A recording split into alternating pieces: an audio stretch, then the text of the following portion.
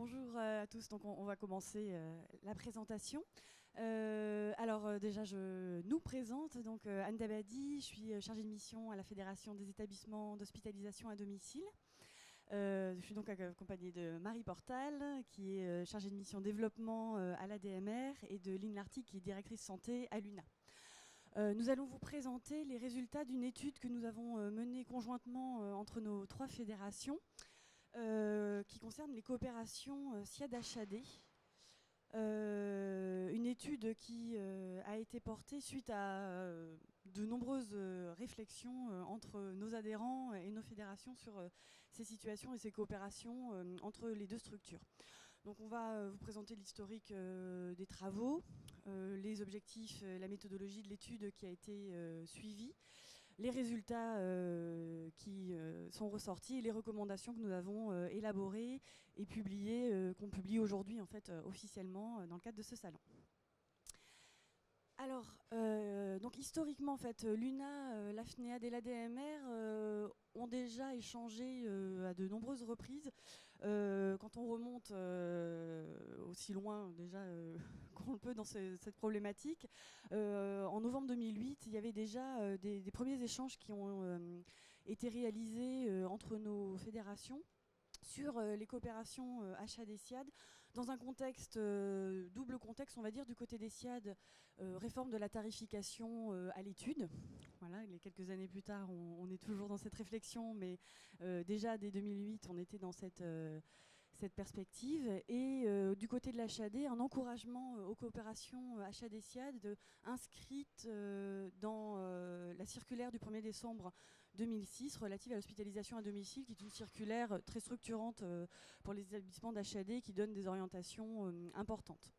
Donc il y avait, on va dire, cette impulsion des pouvoirs publics également qui ont engendré ces réflexions au niveau des fédérations. Donc des réunions se sont tenues entre 2008 et 2010-2012, surtout pour travailler sur des outils en fait, de coopération, et ce sont des travaux qui sont quand même cristallisés surtout sur les relais entre les structures, relais d'un patient qui s'allège, on va dire, en HAD et qui du coup peut basculer en SIAD, et inversement, relais d'un patient qui est en SIAD dont la situation de santé s'aggrave et qui va du coup en HAD. Ces travaux ont abouti à la réalisation d'une convention type de relais. Mais il y avait quand même un blocage sur une question importante qui était relevée par nos adhérents, qui était le fait d'un pouvoir intervenir ensemble auprès d'un même patient simultanément. Et ça, c'est une question qui n'avait pas été réglée à l'époque pour des questions notamment d'ordre juridique, technique. Et finalement, les travaux en sont restés là. On s'est focalisé essentiellement sur les relais. En 2013, on s'est réunis à nouveau parce que finalement, on s'est rendu compte, de par finalement nos adhérents et des constats du terrain, que des problématiques persistaient. Persistaient non seulement toujours pour cette question de l'intervention commune qu'on n'avait pas réglée dans nos travaux initiaux, mais également des problématiques sur les relais. Qui ne sont pas des problématiques tellement d'ordre juridique, mais plutôt des problématiques d'organisation, de blocage, de situation, effectivement, de rupture dans ces relations entre les 2 structures. Au niveau des relais, on avait effectivement un problème de fluidité entre les passages entre HAD et SIAD. On a bien vu qu'il y avait aussi un manque de connaissances réciproques sur les champs d'intervention des uns et des autres, qui faisait qu'effectivement le message avait du mal à passer sur dans quel cas un patient pouvait passer d'une structure à l'autre. Des problèmes de communication, d'outils de transmission des informations, et parfois des situations de refus de prise en charge à la fois de l'HAD mais également des SIAD. Avec pour conséquence pour les HAD des problèmes notamment tarifaires, parce qu'en fait un établissement d'HAD qui garde un patient en son sein alors que ce patient est trop léger par rapport aux indications de l'HAD, cet établissement soit sanctionné par l'assurance maladie, quand bien même il aurait fait des démarches pour trouver une situation de relais, donc une problématique assez importante pour les structures. Et puis pour les SIAD, des risques d'hospitalisation avec hébergement de leurs patients, des risques d'épuisement des équipes, donc voilà, des problématiques de terrain assez importantes. S'ajoute à ça une nouvelle circulaire du 4 décembre 2013 qui continue à promouvoir les coopérations entre le sanitaire et le médico-social et entre l'HAD et le médico-social, parmi lesquels les SIAD. Pour les interventions communes, les problématiques, c'est surtout une problématique de rupture en fait, dans l'accompagnement, la prise en charge des personnes, notamment des prises en charge en fin de vie, également des prises en charge ponctuelles, des antibiothérapies par exemple, et des problématiques liées à la couverture de l'HAD sur certains territoires. Ce sont des éléments qu'on va approfondir dans l'analyse des résultats. Des situations effectivement où l'HAD, qui est parfois autorisé sur un large territoire d'intervention, a besoin de s'appuyer finalement sur la finesse du maillage territorial du SIAD pour s'appuyer sur des ressources aides-soignantes. Avec en conséquence, pareil, des blocages de situations sur le terrain, pas de solutions sécurisées et harmonisées surtout le territoire, avec certains établissements qui trouvent des solutions on va dire un petit peu au cas par cas, mais des solutions qui ne peuvent pas se calquer dans tout le territoire et auprès de toutes les structures. Et une impossibilité supposée de la mise à disposition de personnel du SIAD auprès de l'HAD. Donc ce sont des éléments qu'on a voulu analyser, parce que c'est une pratique que certaines structures réalisent aujourd'hui, certains dans un cadre défini, mais d'autres qui ne effectivement remplissent pas totalement les conditions de ce modèle, avec des freins juridiques, des freins financiers, des questions fiscales aussi qui ne sont pas toujours réglées. Et voilà, même si ce sont des coopérations qui sont faites avec l'aval de l'ARS et des caisses d'assurance maladie, qui permettent quand même de couvrir le dispositif, on voyait bien que c'était un modèle insuffisant, en tout cas qui méritait d'être dépassé. Alors, l'étude du coup que nous avons poursuivie, l'idée était d'aller un peu plus loin que ce qu'on avait pu faire au départ dans nos travaux en 2008, qui était de partir tout de suite sur quel outil on va utiliser. On s'est plutôt dit, là, on va essayer de faire remonter les besoins du terrain dans une étude en faisant se rencontrer nos adhérents. Et en essayant d'éclairer effectivement les problématiques qui nous étaient remontées. Évidemment, ce n'est pas une étude qui est une étude à dimension nationale, exhaustive sur tout le territoire. On a on a demandé à des établissements qu'on avait identifiés représentant ces problématiques de participer à cette étude. Et ça nous a permis de constituer voilà, un panel qui quand même fait remonter de manière assez caractéristique les problèmes qu'on avait, nous, ressentis à notre niveau. Donc l'idée de cette étude est de disposer d'éléments objectifs sur les profils de patients qui s'inscrivent dans un parcours HAD-SIAD, de vérifier l'hypothèse selon laquelle, pour certaines personnes dans des situations spécifiques, une coopération renforcée entre les deux structures pourrait être envisagée, et de construire un argumentaire pour faire évoluer le cadre réglementaire en favorisant ces coopérations, et d'identifier surtout aussi des bonnes pratiques de coopération auprès de nos adhérents. Voilà. Vous verrez qu'on s'est rendu compte que certaines structures utilisaient des outils très intéressants, avaient effectivement beaucoup d'imagination, de créativité, qui permet quand même d'améliorer. Donc l'idée, c'était aussi de profiter de ce travail pour diffuser ces pratiques. Alors, les territoires projets.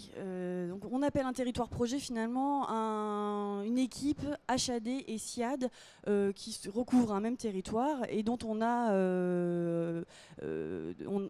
si vous voulez, demandé aux équipes de ces structures de se rencontrer régulièrement pour étudier les patients qui faisaient l'objet de problématiques de parcours entre les deux structures, à la fois sur les relais et sur ce besoin d'intervention commune. Donc on a 13 territoires projets, comme vous verrez répartis là sur cette carte, avec les établissements d'HAD et les SIAD compétents sur le territoire de l'HAD. Donc 13 établissements d'HAD, 39 SIAD participant à l'étude. Il y a eu une organisation de 10 réunions régionales. Donc on a vraiment fait un travail en région en rencontrant toutes les équipes pour expliquer la méthodologie de l'étude. et pour un petit peu lancer, impulser ces travaux. C'est un travail très intéressant parce qu'on s'est rendu compte que les ARS étaient aussi intéressés. On avait évidemment informé les ARS de notre démarche, notamment 2 ARS en Auvergne et en Poitou-Charentes étaient en plus présentes, avaient fait venir un représentant sur cette problématique. Donc voilà, on a perçu un intérêt certain des interlocuteurs régionaux, ce qui était quand même intéressant. Au niveau de la manière dont ont procédé les équipes, en fait, on leur a fourni un outil qui était en fait un tableau Excel qui permettait d'analyser les situations des patients avec un outil pour le relais et un outil pour la coopération renforcée, avec vraiment une description de cas. Donc on avait vraiment des situations objectives et on a demandé donc aux équipes de se rencontrer à un rythme à peu près une fois par mois. Enfin, chacun a trouvé son rythme sur une période de 8 mois. Voilà, donc on va maintenant vous présenter les résultats de cette collecte. Alors, les résultats sont du coup les données qui ont été collectées par les équipes, par les 13 équipes, entre octobre 2013 et mai 2014, donc une durée d'environ 8 mois. Donc les besoins de coopération. Donc la notion de coopération regroupe et les relais et les coopérations renforcées. Notre échantillon est composé de 174 situations qui se découlent du coup en 71% qui représentent des relais et 29% des coopérations renforcées.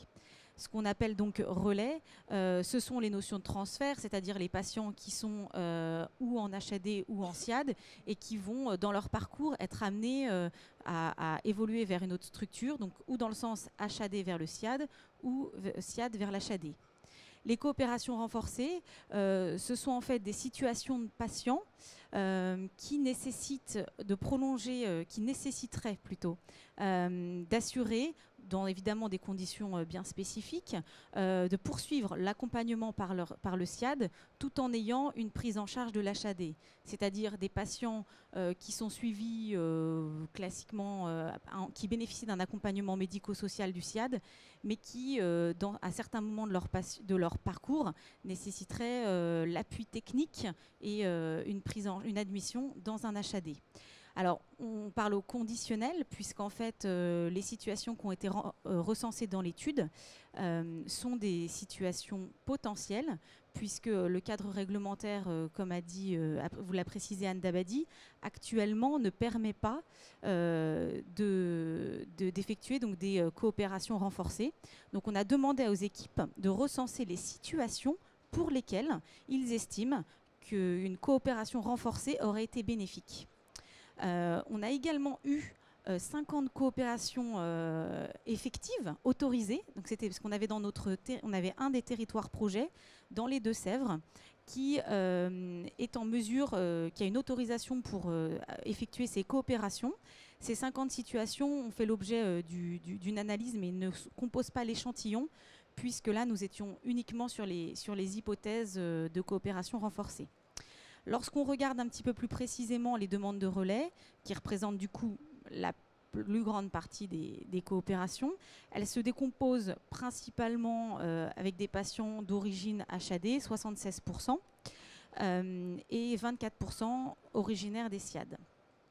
Ce qui n'est pas réellement étonnant, puisque en fait, lorsqu'on connaît un petit peu les modalités de prise en charge de ces structures, on sait que l'HAD a vocation à prendre en charge des personnes sur une plus petite durée, alors que les SIAD sont des services qui accompagnent sur une durée plus longue les personnes. En termes de coopération renforcée, là on est sur les mêmes origines, disons quasiment moitié-moitié, puisque ces besoins de coopération renforcée ont autant été ressentis par les HAD que par les SIAD. Alors, si on s'intéresse maintenant uniquement à la partie relais, donc les patients qui étaient en HAD et qui, du coup, nécessitaient un besoin de relais vers le SIAD, c'était globalement des patients dont la situation s'était stabilisée, mais qui avaient toujours besoin de soins infirmiers et d'un accompagnement. Des patients, il y avait donc 93 patients dans notre échantillon.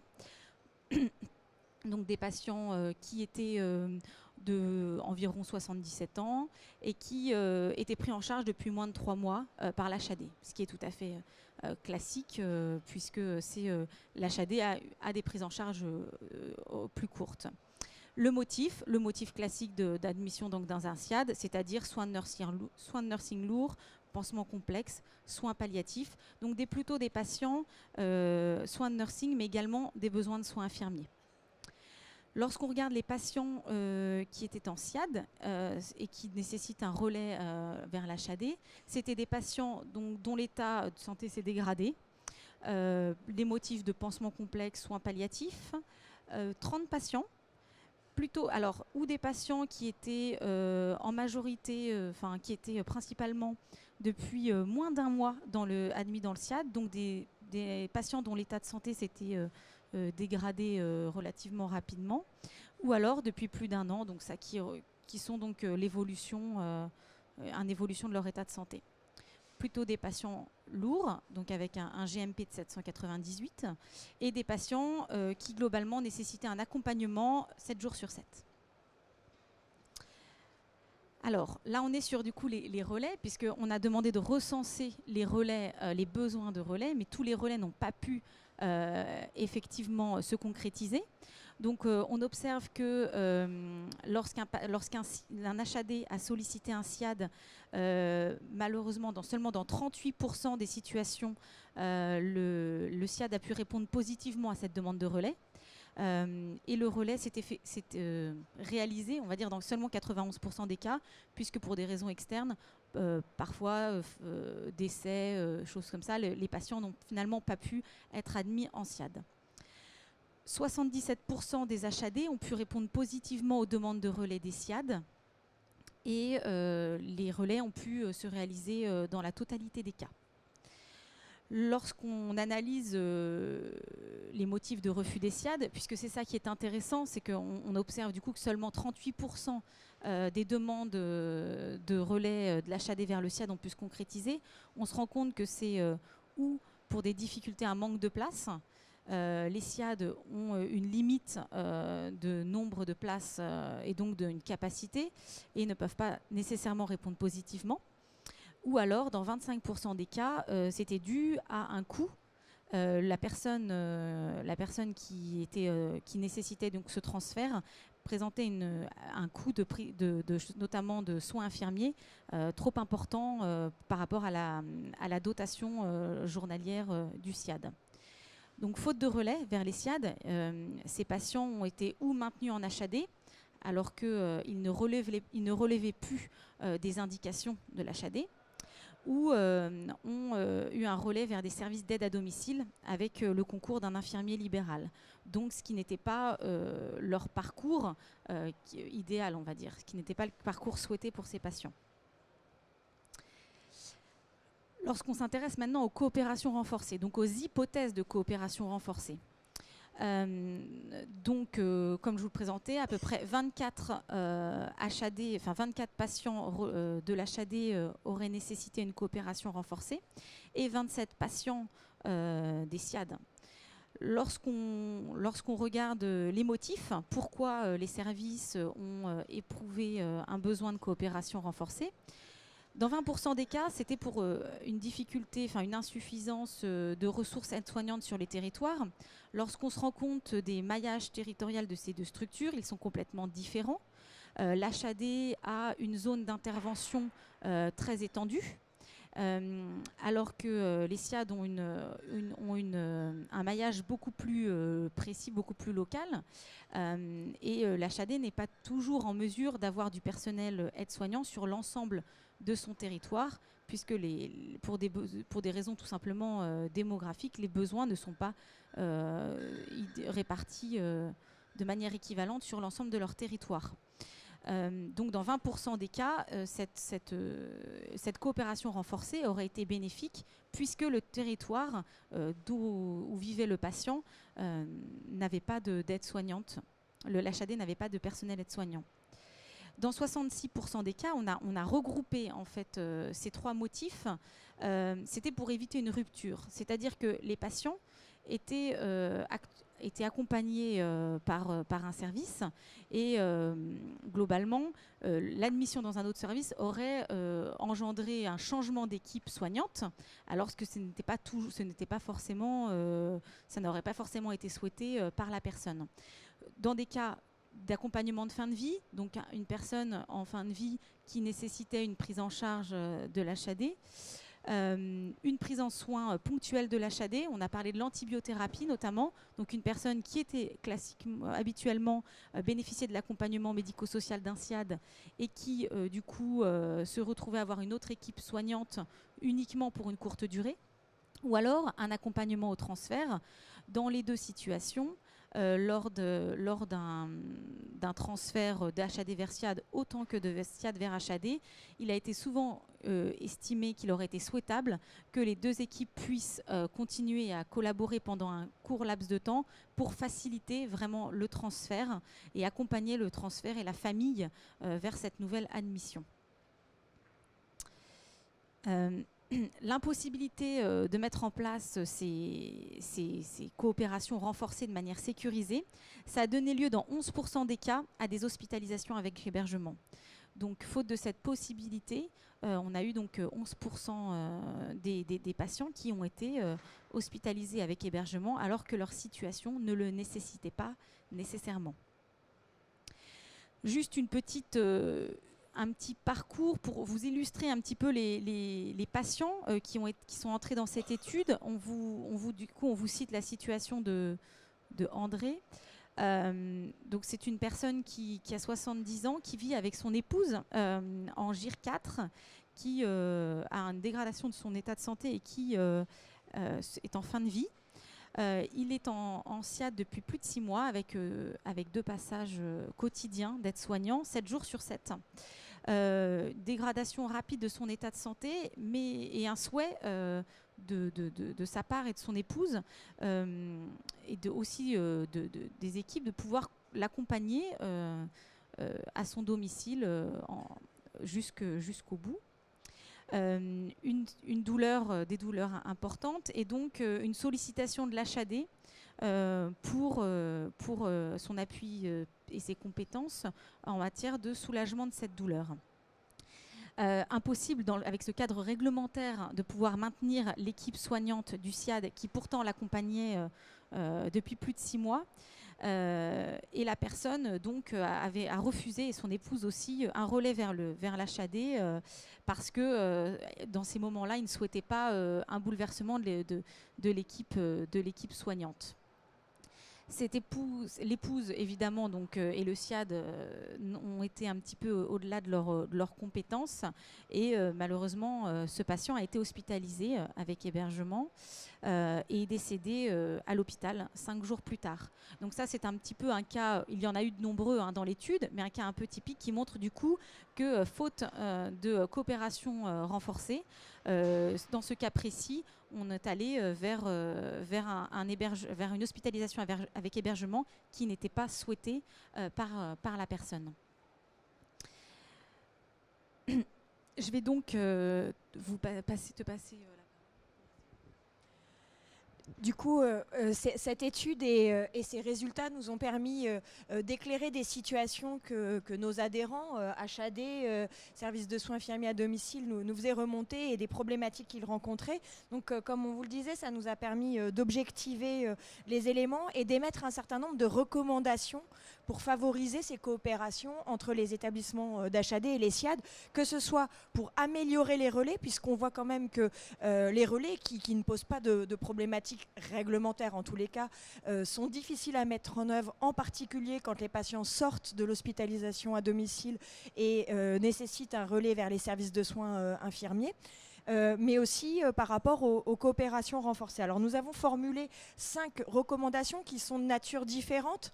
Certaines de ces recommandations sont vraiment destinées aux établissements et aux structures pour mettre en œuvre des outils, pour mieux se connaître, pour améliorer les articulations sur les territoires, parce que quand on ne se connaît pas, évidemment, on a du mal à se parler et donc ça ne favorise pas le parcours des patients. Mais aussi des recommandations que nous formulons plutôt à l'intention des pouvoirs publics, que ce soit au niveau des territoires, au niveau des agences régionales de santé, mais aussi au niveau national, pour voir comment il serait possible de travailler sur un cadre souple, mais sécurisé pour les établissements d'HAD et les SIAD, pour favoriser ces coopérations renforcées que nous avons évoquées.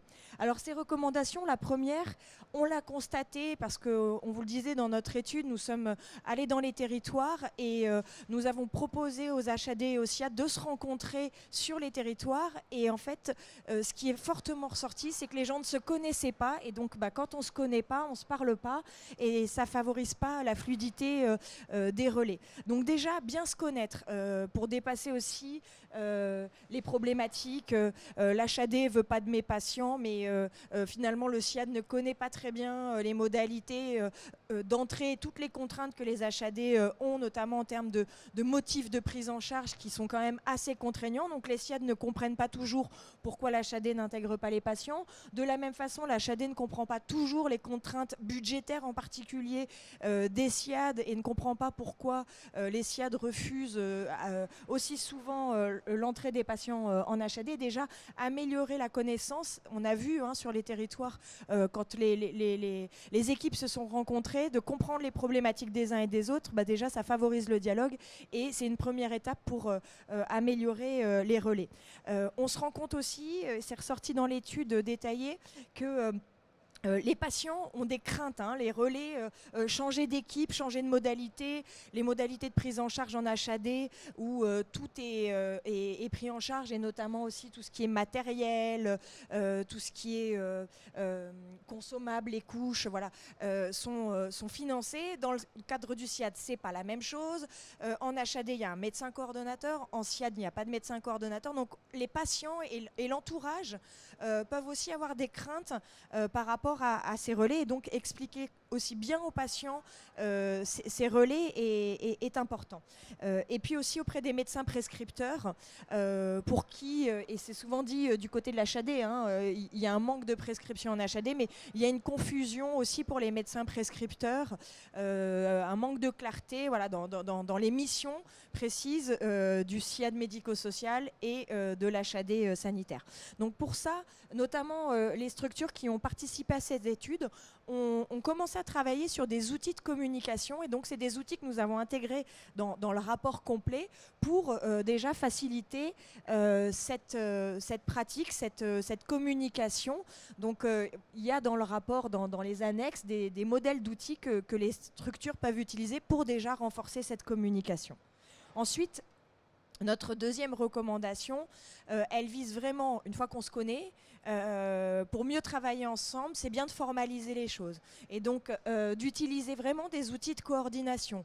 Alors des outils de coordination formels qui cadrent la manière dont les SIAD et les HAD vont travailler ensemble, avec des conventions de relais. Donc on a également intégré un modèle de convention de relais entre SIAD et HAD pour définir les modalités et comment ça doit se passer, comment les infirmières peuvent se contacter pour organiser les relais, mais également un exemple d'outils de transmission d'informations. C'est-à-dire quand il y a un relais, comment l'infirmière du SIAD peut remplir l'ensemble des informations sur la situation, sur la prise en soin qui est effectuée, pour la transmettre à l'HAD et inversement. Et ça, ce sont des outils qui permettent aussi, en formalisant les informations, de favoriser ces coopérations et en particulier les relais.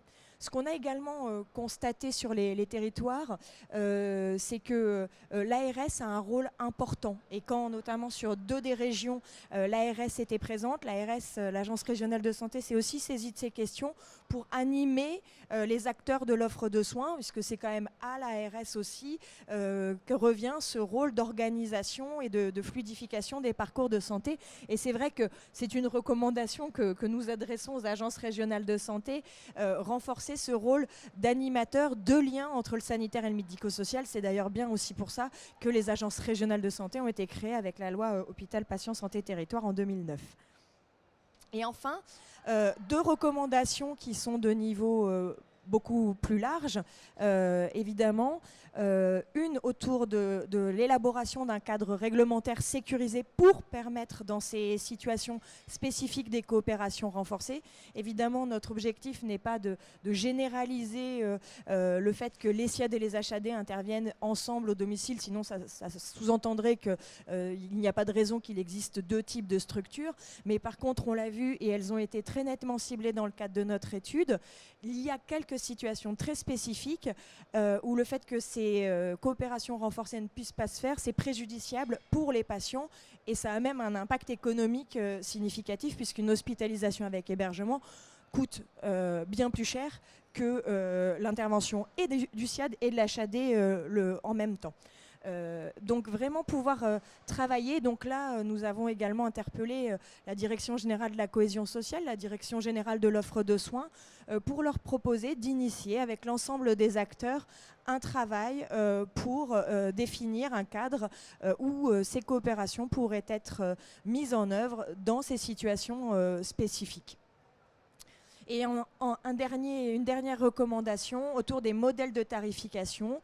Il faut revoir les modèles de tarification aujourd'hui de ces structures, en particulier des SIAD, parce qu'aujourd'hui on a des modèles de tarification qui, pour des raisons économiques, ne permettent pas de prendre en charge certaines situations, certains patients, et donc c'est vraiment problématique puisqu'on l'a vu tout à l'heure dans les relais, il y a un certain nombre de relais qui ne se mettent pas en place vers le SIAD, pas parce que le SIAD n'a pas les compétences pour accompagner certaines personnes, mais parce que son budget, sa dotation à un moment donné est limitative et ne lui permet pas de réaliser l'ensemble des soins au regard de la situation de la personne.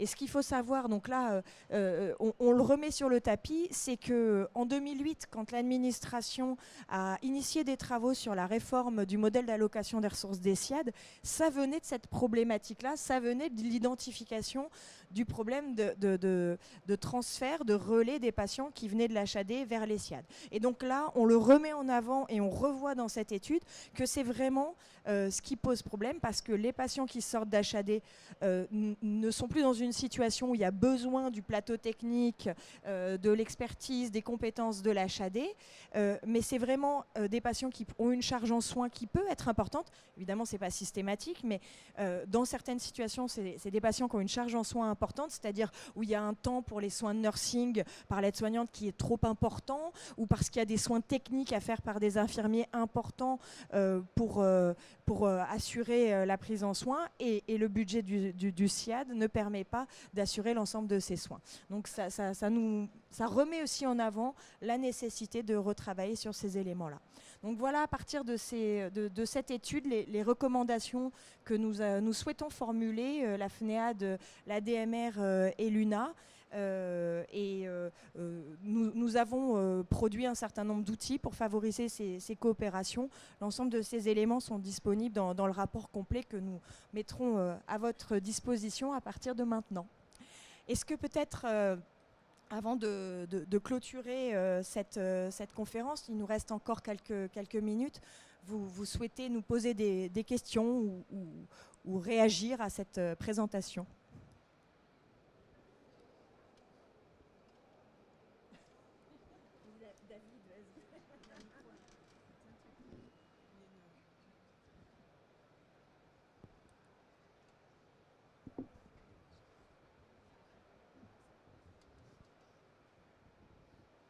Oui, bonjour. D'abord, félicitations pour ce travail très, très stimulant, très intéressant.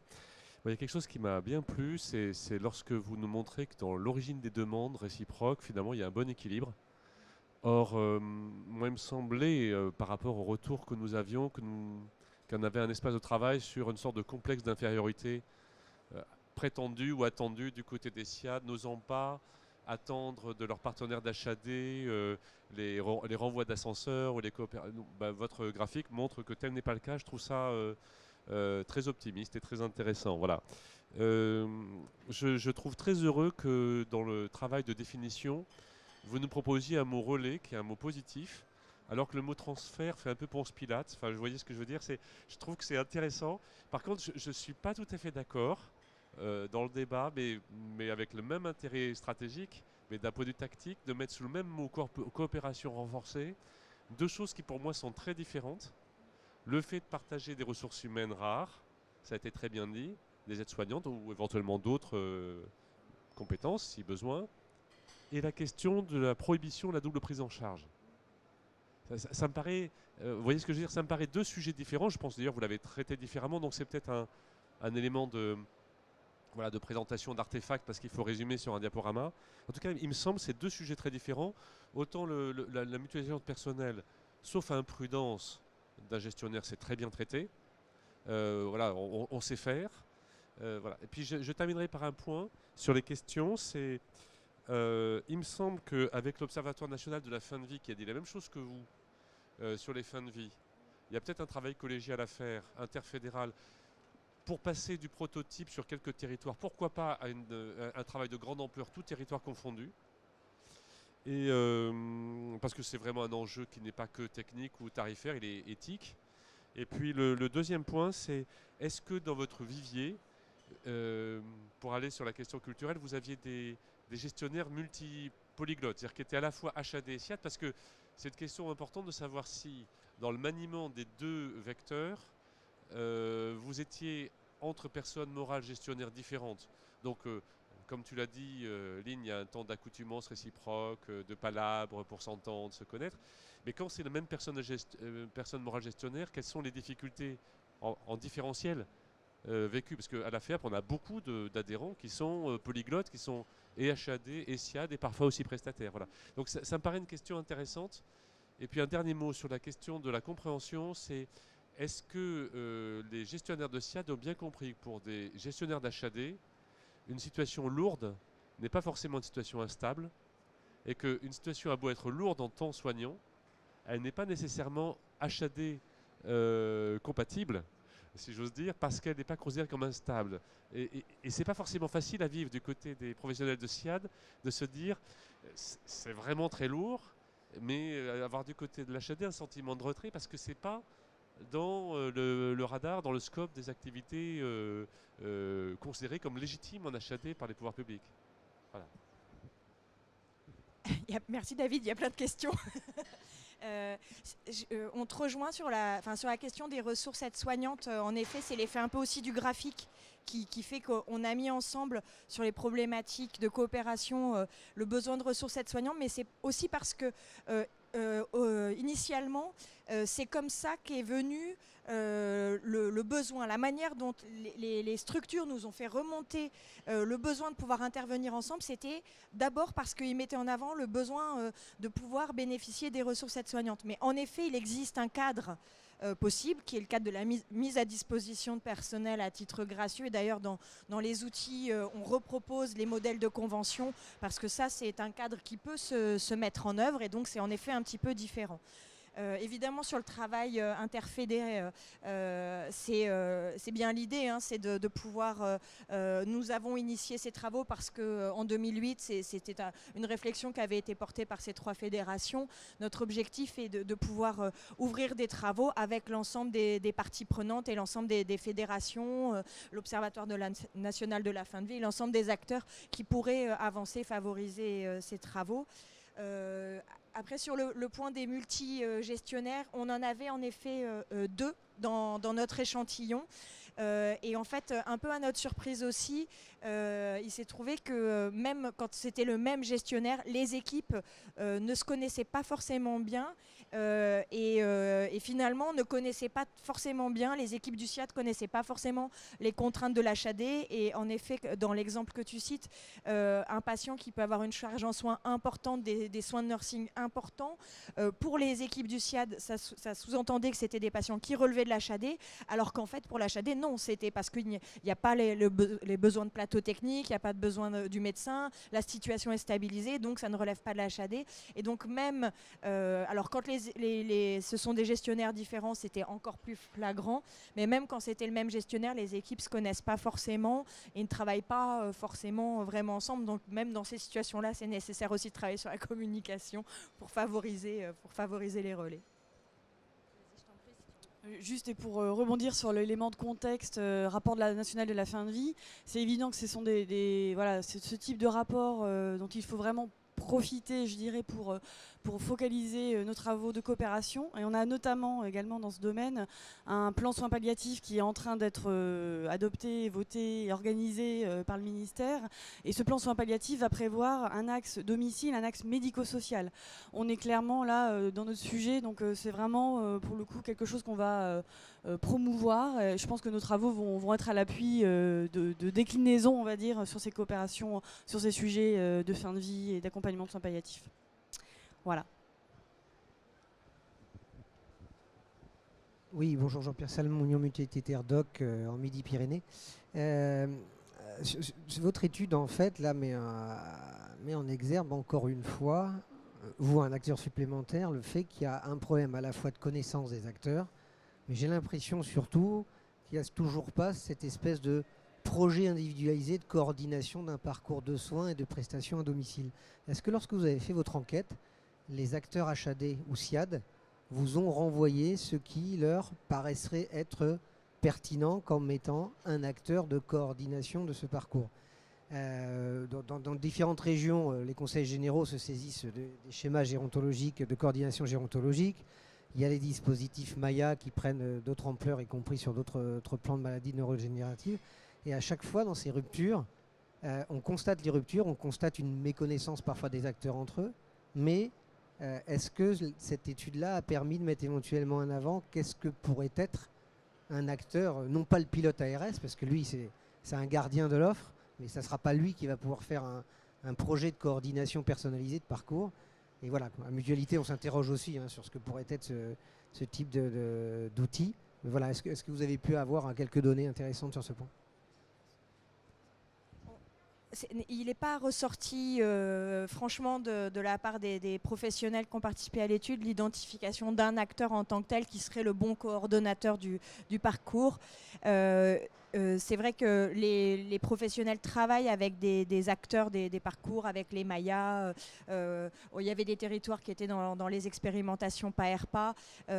C'est bien, c'est un outil complémentaire pour les situations les plus complexes, mais c'est pas forcément au moment où, dans les situations qui sont identifiées là, ce sont des situations qui étaient bien gérées, ça se dégrade rapidement, et donc c'est pas forcément, il n'y a pas forcément un acteur organisateur du parcours qui a été clairement identifié. En tout cas, c'est vrai que c'est pas forcément ressorti. Notre étude ne recherchait pas forcément ça, donc peut-être que ne posant pas la question, ça n'a pas non plus été clairement identifié.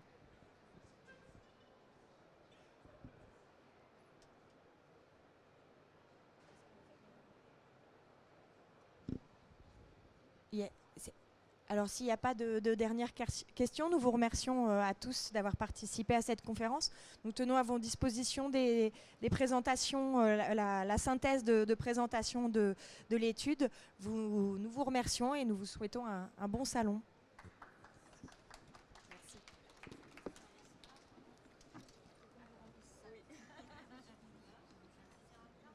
J'arrive un peu à la fin.